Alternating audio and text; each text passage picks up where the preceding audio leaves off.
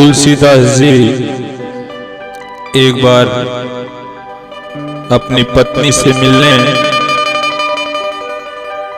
रत्नावली के पास जाते हैं और आधी रात को जाते हैं, जिस समय बादल गरज रहे थे, बरस रहा था पानी।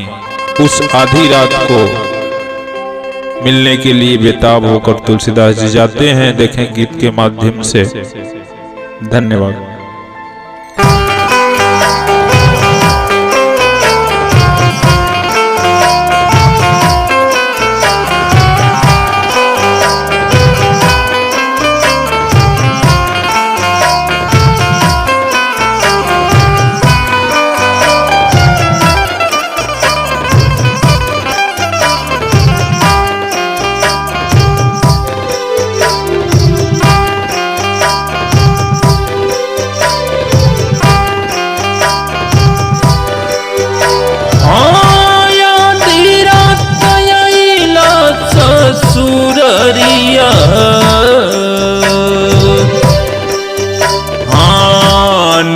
को ना संवरिया कैल हेरा, हाँ गिरवा के जानल रसरिया, निको ना संवरिया कैल हेरा, कैल हेरा। हाँ का कोई शरमो न लागल, हाँ में हरि के पीछा सैया हो लागल। चम चमा चमके बिजुरिया, निपुना संवरिया कैल हेरा,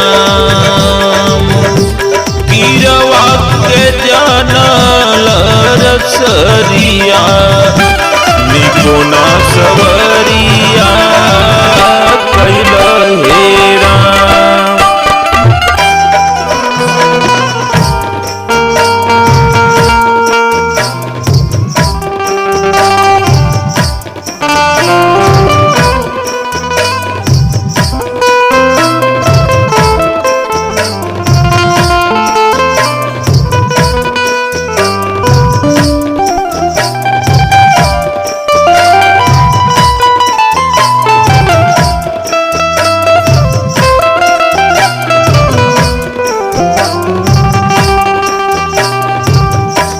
नारी के विरह में बिकल सैया भैला,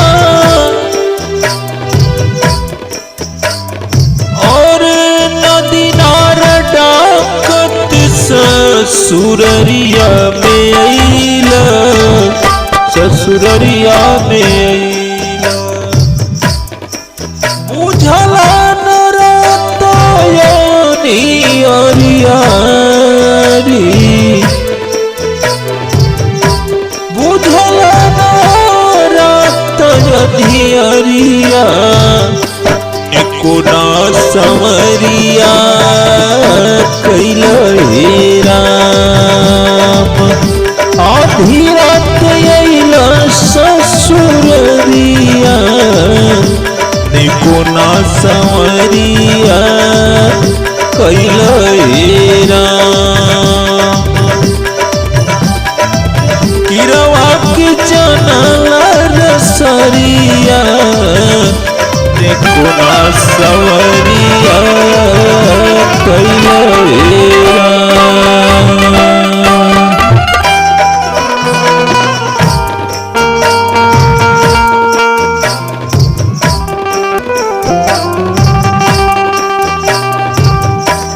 इतना लगऊ तने प्रभु के चरण में, और मुक्ति तुहार पिया बन जात क्षण में, हो बन जात क्षण में।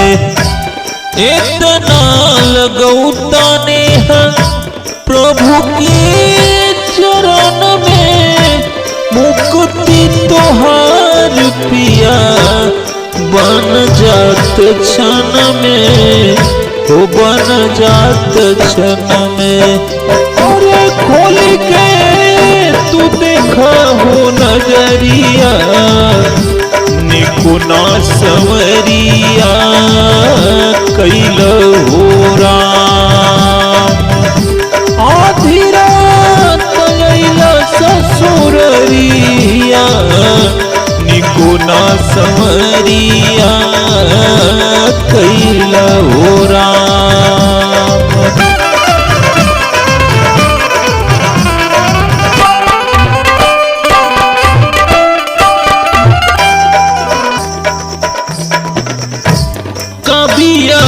बहादुर सुन के मेहरी को बोली, हाँ लागल करे जवा में तुलसी के गोली, तुलसी के गोली लागल करे जवा में तुलसी के गोली, तुलसी की गोली। अब धोइले उल्टा डहरिया, हाँ धोइले उल्टा डहरिया, हाँ निकुना संवरिया कैल हे राम।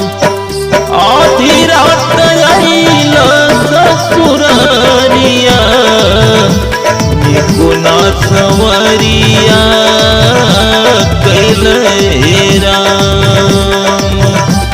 गिरवा के जौना